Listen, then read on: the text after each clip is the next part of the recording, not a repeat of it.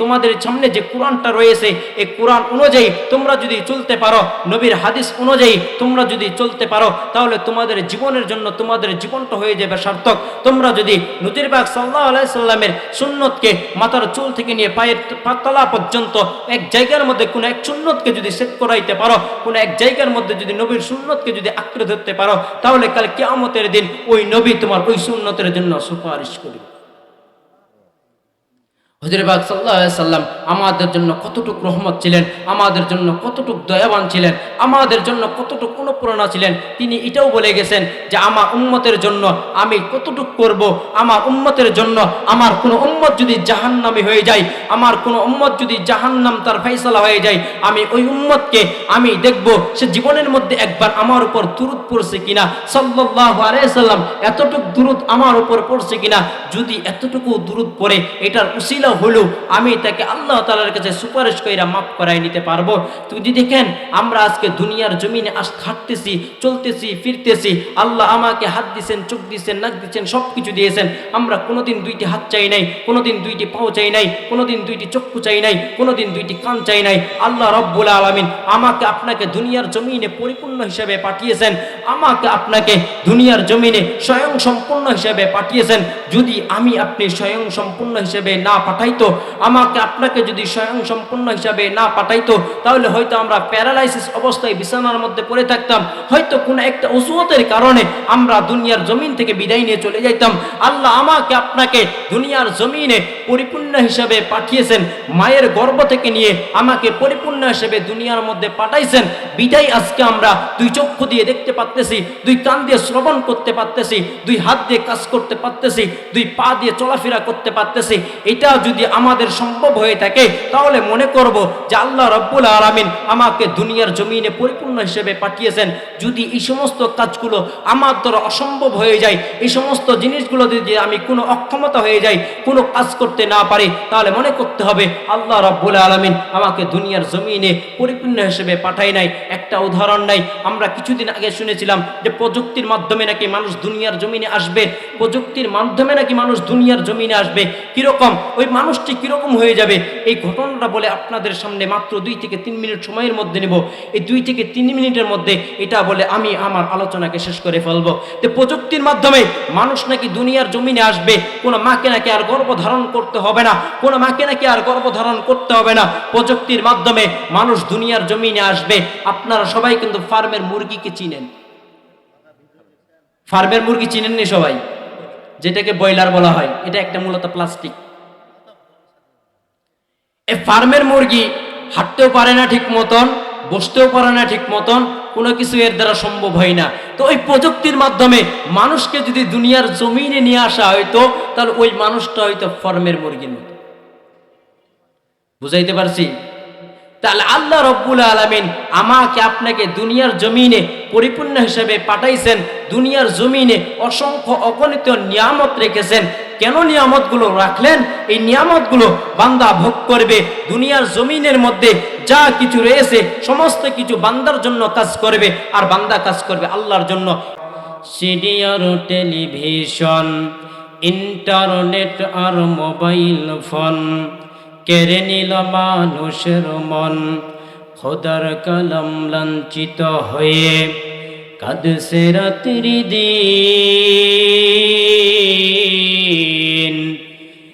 বিদায় হতে চলেছে নবীজির রক্তে মাখা দিন। লা ইলাহা, সবাই জোকর সকলে জোরে পড়ি, লা ইলাহা ইল্লাল্লাহ, লা ইলাহা ইল্লাল্লাহ। তবে মানুষ তোমরা মনে রেখো, তবে মানুষ তোমরা মনে রেখো, তোমার এই সুন্দর সোনার শরীর থাকবে না রে আর।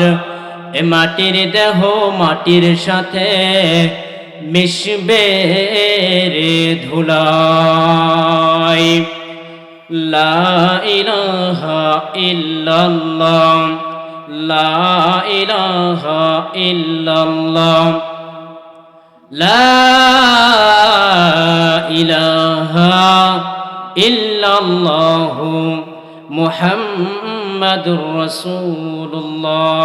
সকলে এক বাক্যে পড়ি সাল্লাল্লাহু আলাইহি ওয়াসাল্লাম। কামারপুকুর মধ্যপাড়া বাইতুল আমান জামে মসজিদের উন্নয়ন কল্পে ও যুব সমাজের উদ্যোগে একদিন ব্যাপী তাফসিরুল কোরআন মাহফিলের সম্মানিত সভাপতি জনাব আলহাজ মোহাম্মদ ইসমাইল হোসেন ও সহসভাপতি জনাব আলহাজ মোহাম্মদ শরীফ উদ্দিন, আমন্ত্রিত অতিথি উলামায়ে কেরাম, আমার সামনে উপবিষ্ট দিন পিপাসু এলেম পিপাসু ব্যক্তিবর্গ, সকলের প্রতি আমার সালাম। আসসালামু আলাইকুম ওয়া রাহমাতুল্লাহি ওয়া বারাকাতুহু। মহান রব্বুল আলামিন আমাদেরকে যে নবী পাঠিয়েছেন, আমাদের উপরে যে নবীকে পাঠিয়ে দিয়েছেন, এই নবীর কাজ কি ছিল,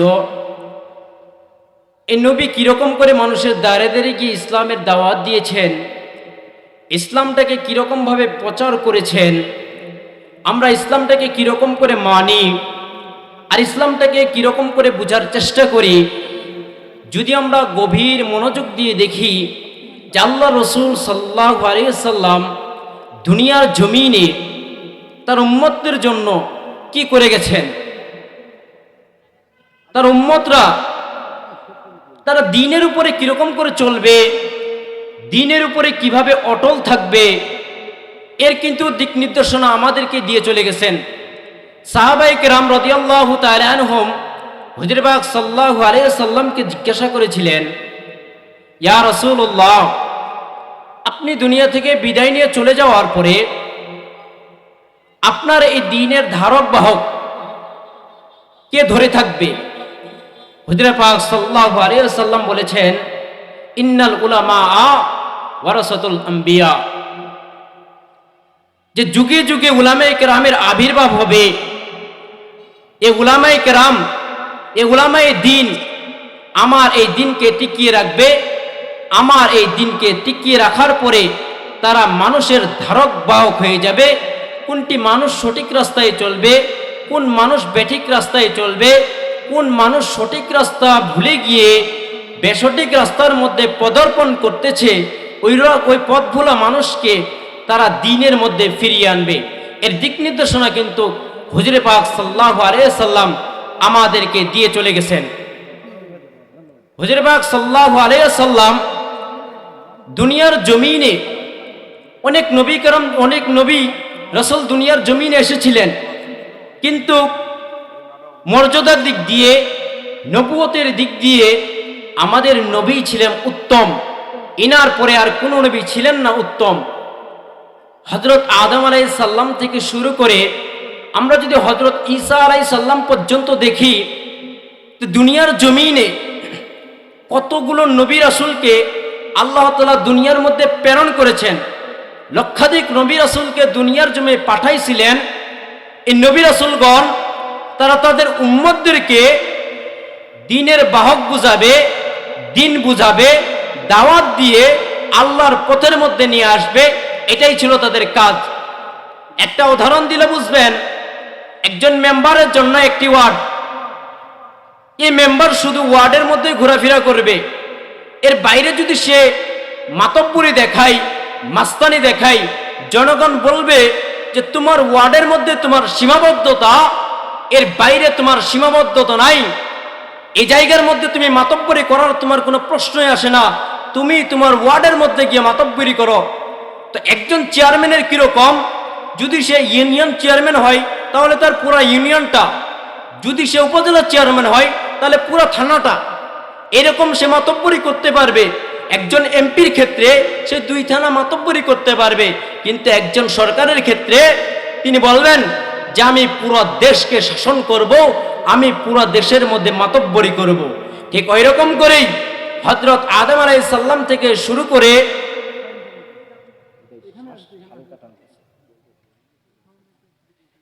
হযরত আদম আলাইহিস সালাম থেকে শুরু করে হযরত ঈসা আলাইহিস সালাম পর্যন্ত এই যে লক্ষাধিক নবী রাসূলগণ দুনিয়ার জমিনে এসেছেন, এই নবী রাসূলদের দুনিয়ার জমিনে আসার কাজ ছিল তাদেরকে একটি গোত্র করে দেওয়া হয়েছিল, অথবা কোনো জাতির জন্য, অথবা কোনো এরিয়ার জন্য, অথবা কোনো পাড়ার জন্য, মহল্লার জন্য তাদেরকে নির্ধারণ করা হয়েছিল। কিন্তু আখিরি জামানার নবী, আমাদের নবী হযরতে মুহাম্মদ মুস্তাফা সাল্লাল্লাহু আলাইহি ওয়াসাল্লাম, তিনার দায়িত্ব, তিনার নবুয়ত কিরকম ছিল, তিনার রাজত্ব কতটুকু ছিল, বলে আরশে আজিম পর্যন্ত। আপনি দুনিয়াও শাসন করবেন, আখিরাতের মধ্যে আপনার মাতব্বরি চলবে, আরশে আজিমের মধ্যেও আপনার মাতব্বরি চলবে। আমার কথা বুঝে থাকলে বলেন যে হযরত আদম আলাইহিস সালাম থেকে নিয়ে ঈসা আলাইহিস সালাম পর্যন্ত যতগুলো নবী এসেছিল, এই নবীগুলো শুধু তাদের জাতিদেরকে বুঝাইতো, তাদের উম্মতদেরকে বুঝাইতো, তাদের গোষ্ঠীদেরকে বুঝাইতো, কিন্তু হযরতে মুহাম্মদ মুস্তাফা সাল্লাল্লাহু আলাইহি সাল্লাম যেই দিন দুনিয়ার জমিনের মধ্যে পা রেখে দিয়েছেন, ওই দিনের পর থেকে নিয়ে তার মৃত্যু পর্যন্ত তিনি পুরা দুনিয়াকেও শাসন করে গেছেন। তিনি দুনিয়ার মানুষদেরকে ধারক বাহক হিসেবে দায়িত্ব দিয়ে গেছেন। এরপরে আরশে আজিমের মধ্যে তিনি তার কাজকে প্রচলিত রেখে গেছেন। কিয়ামতের দিন তিনিও এই কাজটা করে যাবেন। এই জন্য বুঝাইছিলাম যে একজন মেম্বার তার ওয়ার্ডকে দেখবে, একজন চেয়ারম্যান তার ইউনিয়নকে দেখবে, একজন এমপি তার সেই দায়িত্ব যতটুকু এতটুকুই দেখবে, সরকার দেখবে পুরো দেশকে। ঠিক ওইরকম ভাবে আমাদের নবীকে দায়িত্ব দেওয়া হয়েছিল। তিনি দুনিয়া, আখিরাত, আরশে আজিম প্রত্যেকটি জায়গায় তিনি বিদ্যমান। হুজুর পাক সাল্লাল্লাহু আলাইহি সাল্লাম মানুষদেরকে বোঝানোর জন্য, মানুষদেরকে এরকম করে বুঝাইছেন, তিনি মানুষদেরকে তাগিদ দিয়ে গেছেন, যখন তোমরা রজব এবং শাবান মাস পেয়ে যাবা, তখন তোমরা বেশি বেশি আমলটা বাড়িয়ে দিবা। হুজুর পাক সাল্লাল্লাহু আলাইহি সাল্লাম রজব এবং শাবান মাসের মধ্যে তিনি তিনার আমলকে বাড়িয়ে দিতেন। তিনি যত রকম আমল করতেন বাইরে মাসগুলোয়, তার থেকে ডবল আমল করতেন এই রজব এবং শাবান মাসের মধ্যে। হুজুর পাক সাল্লাল্লাহু আলাইহি সাল্লাম আমাদেরকে দোয়া শিখিয়ে দিয়ে গেছেন। রজব মাস শেষ হয়ে যাচ্ছে, মানুষ কিন্তু দোয়া পড়ে না। আল্লাহুম্মা বারিক লানা ফি রজব ওয়া শাবান ওয়া বাল্লিগনা রমাদান। পারেন না? এই দোয়া পারেন না আপনারা? হুজুর পাক সাল্লাল্লাহু আলাইহি সাল্লাম এই দোয়া এই মাসের মধ্যে বেশি বেশি পড়তে বলেছেন।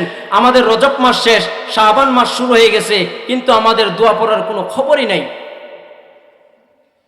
আল্লাহ রাব্বুল আলামিন, আমরা আল্লাহ তাআলার কাছে দোয়া করব, হে রব, আপনি আমাদেরকে রজব এবং শাবান মাসে বেশি বেশি আমল করার তৌফিক দান করান, এবং রমজান পর্যন্ত আমার হায়াতটা বৃদ্ধি করাই দেন, যাতে করে আমি রমজান পর্যন্ত পৌঁছাইতে পারি।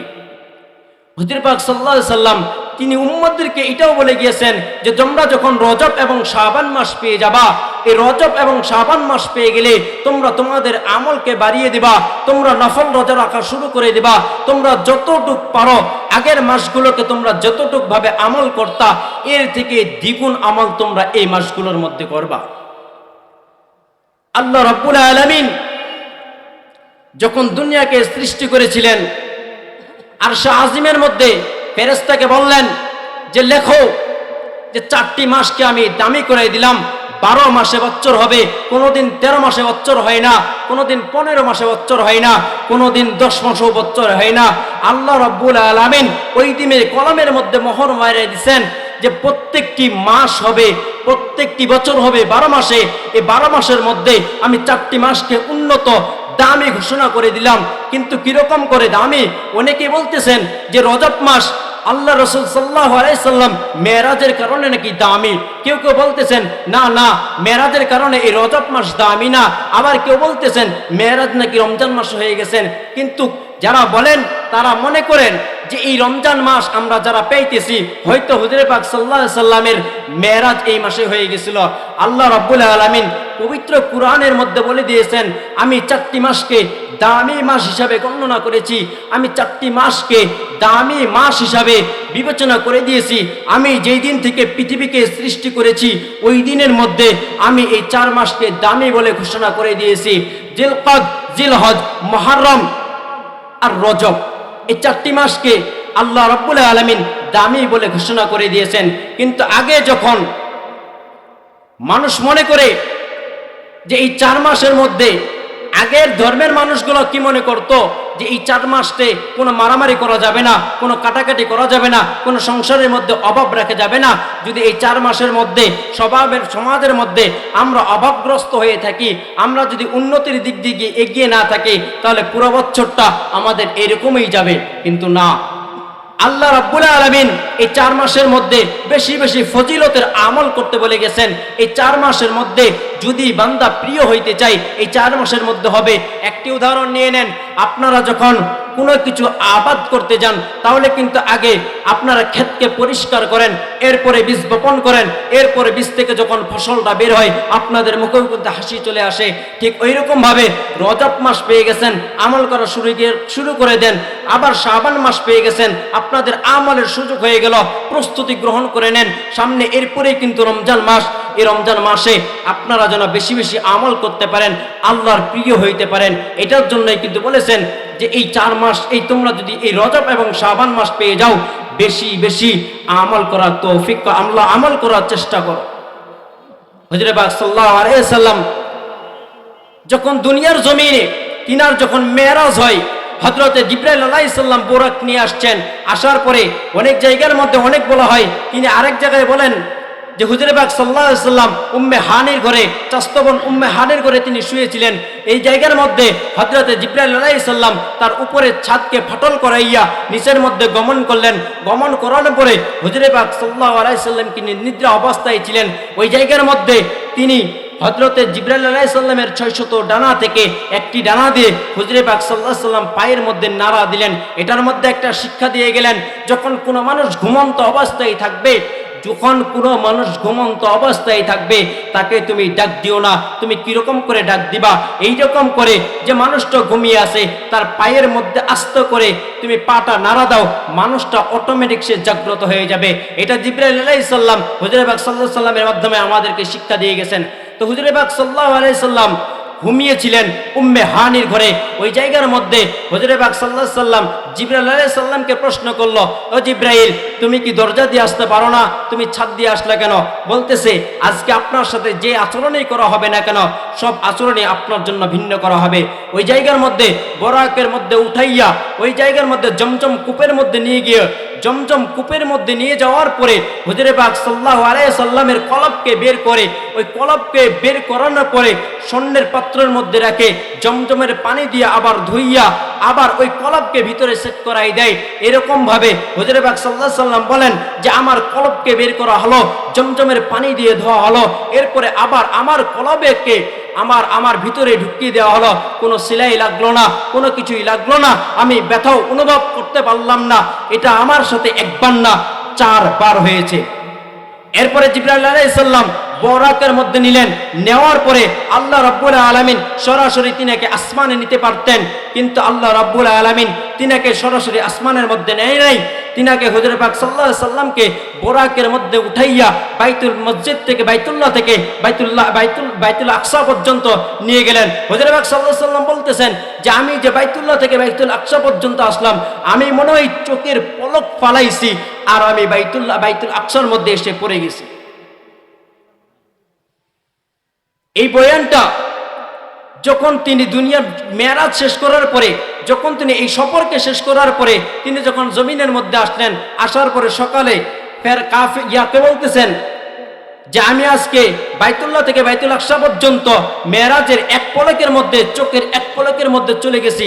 তখন বলতেছে যে এটা কোনোভাবেই সম্ভব না, এটা কোনোভাবেই সম্ভব হতে পারে না। তখন রাস্তা দিয়ে আবু বক্কর আসতেছে, আবু বক্করকে বলতেছে, আবু জাহেল আবু বক্করকে বলতেছে আব্দুল্লাহর ছেলে মুহাম্মদ পাগল হয়ে গেছে, সে নাকি চোখের পলকে এক জায়গা থেকে আরেক জায়গার মধ্যে অবস্থান করেছে।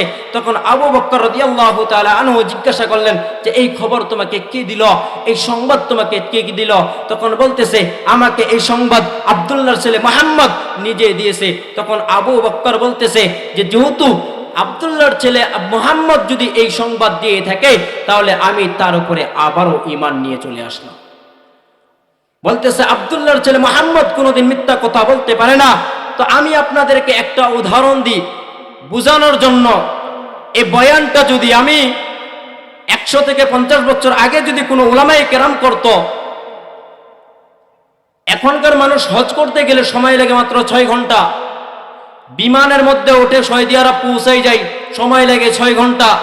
50 থেকে 100 বছর আগে যদি মানুষের সামনে বয়ান করা হয়তো যে এমন এক দিন আসবে মানুষ পাখির মতো উড়াইবে, 6 ঘন্টায় বাংলাদেশ থেকে মক্কার মধ্যে গিয়ে পৌঁছাইবে, মানুষ বিশ্বাস করতো না। আমাকে বলতো, কাফের ফতোয়া দিতেও কোনো দ্বিধাবোধ করতো না, বলবে এটা কখনো সম্ভব ছিল না। আগের যুগের যারা, তারাই বলতে পারবে যখন মানুষ হজ করার জন্য বের হয় 6 মাস থেকে 1 বছর তাদেরকে রওনাটা লাগতো, যাইতে সময় লাগতো। ওই সময়ের মধ্যে যে কেউ যদি বলতো যে 6 মাসের মধ্যে 6 ঘন্টার মধ্যে বাংলাদেশ থেকে মক্কার মধ্যে পৌঁছাইবে, এটা কখনো কোনো মানুষ বিশ্বাস করতো না। এখন যদি বলা হয় যে এখন তো সময় লাগতেছে 6 ঘন্টা, আরো সামনে কিরকম প্রযুক্তি আসবে যে প্রযুক্তির কারণে হয়তো মানুষ 1 থেকে 1.5 ঘন্টার মধ্যেও সৌদি আরব পৌঁছাই যাইতে পারবে। তা আল্লাহ বলেন যে আমি মুহাম্মদকে বাইতুল্লাহ থেকে বাইতুল আকসা পর্যন্ত নিয়েছি চোখের পলকে। এটা কিরকম ভাবে সম্ভব? বলে যে এটা রহমান দিয়ে সম্ভব। কিরকম রহমান? যার মধ্যে কোনো দোষ ত্রুটি নাই। কিরকম দোষ ত্রুটি? যার মধ্যে কোনো দুর্বলতার আশঙ্কাও নেই। হযরত পাক সাল্লাল্লাহু আলাইহি সাল্লাম এই মেরাজের রজনীর মধ্যে তিনি তাকে আল্লাহ রাব্বুল আলামিন তাকে আসমান দেখাইলেন, 7 আসমান দেখাইলেন, আর জান্নাত দেখাইলেন, আর 7 জাহান্নাম দেখাইয়া দুনিয়ার জমিনে আরো বিভিন্ন রকমের আলাপ আলোচনা কইরা দুনিয়ার জমিনে আবার আশাই দিলেন। এরপরে যখন দুনিয়ার জমিনে আসলেন, এই জন্য এই সফরটা হযরত পাক সাল্লাল্লাহু আলাইহি সাল্লামের জন্য ছিল আরামদায়ক। দেখেন একটা জিনিস লক্ষ্য করেন, হযরত ইব্রাহিম আলাইহিস সালামের মেরাজ হয়েছিল। কিরকম মেরাজ? হযরত ইব্রাহিম আলাইহিস সালামের মেরাজ ছিল আগুনের সাথে খেলা করা। হযরত ইসমাইল আলাইহিস সালামের মেরাজ ছিল তার মৃত্যুর সামনে তাকে ঝুঁকিতে হওয়া, ছুরির সামনে তাকে ঝুঁকিতে হওয়া। এরকম ভাবে প্রত্যেকটি নবীর মেরাজ হয়েছিল, প্রত্যেকটি নবীকে পরীক্ষা দেওয়া হয়েছিল। কিন্তু হুজুর পাক সাল্লাল্লাহু আলাইহি সাল্লামের পরীক্ষা ছিল ভিন্ন। কিন্তু তিনি যে এই মেরাজটা করেছিলেন, আল্লাহর সাথে দিদার করেছিলেন, সশরীরে দেখা করেছিলেন, এই জিনিসটা ছিল তার ভিন্ন। কিন্তু দুনিয়ার জমিনে যখন মানুষদেরকে দাওয়াত দিতেন, এই মানুষদেরকে দাওয়াত দেওয়ার কারণে এই মানুষরা, মক্কার কাফেরারা হুজুর পাক সাল্লাল্লাহু আলাইহি সাল্লামকে বিভিন্ন পাথর দিয়ে বিভিন্ন পাথর মারত, বুড়ি মারি নিক্ষেপ করত, এরকম কষ্ট দিত যেরকম কষ্ট আর কাউকে দেওয়া হয় না। হযরত পাক সাল্লাল্লাহু আলাইহি সাল্লামকে এরকম কষ্ট দেওয়া হয়েছিল। হযরত পাক সাল্লাল্লাহু আলাইহি সাল্লাম যখন মেরাজের রজনীতে আল্লাহ তাআলার সাথে কথা কন সশরীরের মধ্যে কথা বলতেছিলেন, এই সময়ের মধ্যে আল্লাহ তাআলার কাছে প্রশ্ন করেছিলেন, ও রব্বুল আলামিন, আপনি নবীদেরকে প্রত্যেকটি নবীকে আপনি নাম ধরে ডাক দিয়েছেন, কিন্তু আপনি আমার নাম ধরে ডাক দেন নাই। আল্লাহ রাব্বুল আলামিন পবিত্র কুরআনুল কারীমের মধ্যে মোট 25 জন নবীর নাম নেয়। এই 25 জন নবী থেকে আল্লাহ রাব্বুল আলামিন 8 জন নবীকে মুনাদা করে, মোট নবীকে মুনাদা করে 9 নবীকে। কিন্তু এই নবী থেকে, এই 9 নবী থেকে মুনাদা করে 8 নবীকে। কিরকম করে মুনাদা করে? 25 জন নবীর নাম নেই, এরপরে ডাক দেয় 8 নবীকে, নাম ধইরা ধইরা ডাক দেয়, ইয়া আদম উসকুন আনতা ওয়া যাওজুকাল জান্নাহ। এরকম করে 8 নবীকে ডাক দেয়। আল্লাহ রাব্বুল আলামিনের কাছে প্রশ্ন করেছিল, ও রব, আপনি আমাকে ডাক দেন, আপনি সব নবীকে ডাক দিলেন, কিন্তু আপনি আমাকে ডাক দেই নাই। আল্লাহ রাব্বুল আলামিন বলেন যে আপনাকে আমি ডাক দিয়েছি, আপনার লকব ধরে ডাক দিয়েছি, আপনার নাম ধরে ডাক দিই নাই, আপনাকে আমি সরাসরি ডাক দিই নাই, আপনার লকব ধইরা আমি ডাক দিয়েছি। বলতেছি, ইয়া মুজাম্মিল, ইয়া মুদাসসির, ইয়াসিন, তাহা। এরকম আপনাকে লকব দিয়ে আমি ডাক দিয়েছি। উলামায়ে কেরাম তাফসীরের মধ্যে লেখেন যে হুজুর পাক সাল্লাল্লাহু আলাইহি সাল্লামের এই লকব ধরে নাম দিয়ে 613 বার ডাক দিয়েছেন আল্লাহ রাব্বুল আলামিন। এরপর বুঝাইতেছেন, ও নবী, শুধু আপনাকে আমি ডাক দিই নাই, আপনার নাম আর আমার নামের মধ্যে এমন মিল রেখেছি যেটা আমি কারো নামের মধ্যে মিল রাখি নাই। আমি মূসাকেও একটা কালিমা দিয়েছি, আপনাকেও একটা কালিমা দিয়েছি, কিন্তু মূসার কালিমা ছিল ভিন্ন, আপনার কালিমা আছে ভিন্ন। আমি আদমকে কালিমা দিয়েছি একটা, আদমের কালিমা ভিন্ন, আপনার কালিমা ভিন্ন। আমি ইসমাইল আলাইহিস সালামকে কালিমা দিয়েছি, তার কালিমা ছিল ভিন্ন, আপনার কালিমা ভিন্ন। আমি সমস্ত নবীদেরকে এক একটি করে কালিমা দিয়েছি, কিন্তু কোন নবীকে আপনার কালিমার মতন দামি কালিমা বানাই নাই। হযরত পাক সাল্লাল্লাহু আলাইহি সাল্লামের কাছে আবার প্রশ্ন করলেন, তাহলে কিরকম দিলেন? আমি বলতেছিলাম, আল্লাহ রাব্বুল আলামিন বলতেছেন যে আমি প্রত্যেকটি নবীকে এক একটি করে কালিমা দিয়েছি, কিন্তু আপনাকে যেই কালিমা দিয়েছি এর থেকে দামি কালিমা আমি আর কাউকে দিই নাই। হুজুর পাক সাল্লাল্লাহু আলাইহি সাল্লাম আবার প্রশ্ন করলেন, আপনি আমার জন্য আর কি করেছেন? আল্লাহ রাব্বুল আলামিন জবাব দেয়, যখন রূহ জগতের মধ্যে প্রত্যেকটি মানুষ ছিল, ওই যে মানুষের মধ্যে মানুষদের একটি সেমিনার ছিল আর নবীদের একটি সেমিনার ছিল, ওই সেমিনারের মধ্যে আমি আপনাকে হাইলাইট করেছি কিরকম করে প্রত্যেকটি নবী রাসূলকে বলে দিয়েছি যে দুনিয়ার মধ্যে রসুল যাবে 313 জন। এই 313 জন রসুলের মধ্যে এমন একজন রসুল যাবে যে রসুলের উপরে তোমাদের প্রত্যেককে ঈমান আনতে হবে। এমন এক রসুল যাবে যে রসুলের উপরে তোমাদেরকে প্রত্যেকটি রসুলকে ঈমান আনতে হবে। বলে কিরকম করে? বলে আমি দুনিয়ার জমিনে রসুলকে পাঠাই দিব। তখন মূসা আলাইহিস সালাম ওই জায়গার মধ্যে প্রশ্ন করেছিলেন, আপনি দুনিয়ার মধ্যে রসুল পাঠাইবেন 313 জন, কিন্তু এই 313 জন রসুলের মধ্যে আমি একজন রসুলকে কিরকম করে বের করব? আমি ওই একজন রসুলকে কিরকম করে খুঁজে বের করব? তখন আল্লাহ জবাব দিয়ে বলে দিলেন যে লা ইলাহা ইল্লাল্লাহ মুহাম্মাদুর রাসূলুল্লাহ। যে কালিমার মধ্যে তোমরা রাসূল শব্দকে দেখতে পাইবা, যে কালিমার মধ্যে তোমরা রাসূল শব্দ পেয়ে যাবা, ওই রাসূলের উপরে তোমরা প্রত্যেকে ঈমান আনবা, ওই রাসূলের উপরে তোমরা প্রত্যেকে ঈমান আনবা। আর তোমরা এই রাসূলের আবির্ভাব তোমরা প্রত্যেক জামানায় তোমাদের উম্মতের কাছে বলে দিবা। আল্লাহ রাব্বুল আলামিনের কাছে আবার প্রশ্ন করেন, বলে আল্লাহ আপনি শুধু আমার জন্য এতটুকু করেছেন? আবার বলতেছে যে নবী মুহাম্মদ আপনার সাথে আমার যেরকম সম্পর্ক, আমি আর কোন নবীর সাথে আমার সম্পর্ক ছিল না। মূসা আলাইহিস সালাম যখন আমার সাথে সাক্ষাৎ করতে আসতো, তিনাকে 4টি শর্ত মেনে আমার সাথে সাক্ষাৎ করতে আসতে হতো, কিন্তু আমি আপনার জন্য কোনো শর্ত রাখি নাই। মূসা আলাইহিস সালাম আমাকে সাক্ষাৎ করতে আসলে তিনার 4 শর্ত যখন পূর্ণ হইতো, এই 4 শর্ত দেওয়ার পরে আমি তাকে সাক্ষাৎ করাইতাম, কিন্তু এমন তো আমি করি নাই। আমি আপনার জন্য কোনো অজুহাত রাখি নাই, আমি আপনার জন্য কোনো শর্তও রাখি নাই। তখন বলতেছে যে তোমার নাম আমি এমন ভাবে নিয়েছি, তোমার লকব ধরেও ডাক দিয়েছি, সব কিছু করেছি। আমি দুনিয়ার জমিনে নবীদের রাসূলের পরে নবী রাসূলের আবির্ভাব হবে, এই জন্য আমি তাদের কালিমার মধ্যে নুক্তা দিয়ে বুঝাই দিছি, কিন্তু আপনার আমি এমন একটি কালিমা দিয়েছি যে কালিমার মধ্যে আমি এমন একটা আপনার ওহীকে অফ করে দিয়েছি। আপনার নামের মধ্যে কোনো রক্ত রাখি নাই। আমার নাম আল্লাহ, আপনার নাম দিয়ে দিলাম মুহাম্মদ।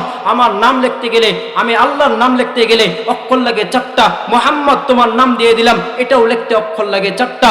লা ইলাহা ইল্লাল্লাহ লিখতে অক্ষর লাগে 12টা, তোমার নাম দিয়ে দিলাম মুহাম্মাদুর রাসূলুল্লাহ, লিখতে অক্ষর লাগে 12টা। তাহলে দেখো তোমার সাথে আমার কিরকম সম্পর্ক, তোমার সাথে আমার কিরকম সাদৃশ্য, যে এইটা কারোর সাথে আমি করি নাই। আবার বলতেছেন যে এতটুকুই আমি ক্ষান্ত হই না। রাসূলুল্লাহ সাল্লাল্লাহু আলাইহি সাল্লাম এবার বলতেছেন, ওগো আল্লাহ, তাহলে আপনি আমার জন্য এতটুকু করেছেন, আমি আপনার উম্মতের জন্য। ওই জায়গার মধ্যে আল্লাহ রাসূল বলতেছেন আপনি আমার জন্য অনেক কিছু করেছেন। আল্লাহ এরপরে প্রশ্ন করেন যে রাসূল এবার বলেন আপনি আপনার জন্য কি চান? তখন ওই জায়গার মধ্যে হুজুর পাক সাল্লাল্লাহু আলাইহি সাল্লাম বলতেছেন, আমি আমার জন্য আজকে কিছুই চাই নাই, আমার মেয়ে ফাতেমার জন্য কিছু চাই না, আমার ছেলে সন্তানদের জন্য আমি কিছুই চাই না, আমার পিতামাতার জন্য আমি কিছু চাই না, আমি শুধু আমার উম্মতদের জন্যই চাই। আল্লাহ রাব্বুল আলামিন বলতেছেন এই জায়গার মধ্যে উম্মত। তাহলে চিন্তা করে দেখেন কোন নবীকে আমরা পেয়েছি, কোন রসুলকে আমরা পেয়ে গেছি, যে রসুল দুনিয়ার জমিনে মানুষদেরকে দ্বীনের দাওয়াতটাকে বুঝিয়ে দিয়েছে। তারা কিরকম করে ইহদিনাস সিরাতাল মুস্তাকিমের পথের মধ্যে চলবে, তারা কিরকম ভাবে ইহদিনাস সিরাতাল মুস্তাকিমের মধ্যে দাখিল হয়ে যাবে, তারা কিরকম করে ফারিকুম ফিল জান্নাহ এই রাস্তার পদার্পণ করবে, ফারিকুম ফিস সাইর এই রাস্তাকে তারা কিরকম করে ভুলে থাকবে। তার দিক নির্দেশনা আমি রসুল স্বয়ং তাদেরকে বলে দিয়েছি। আমি এটা শুধু বলি নাই,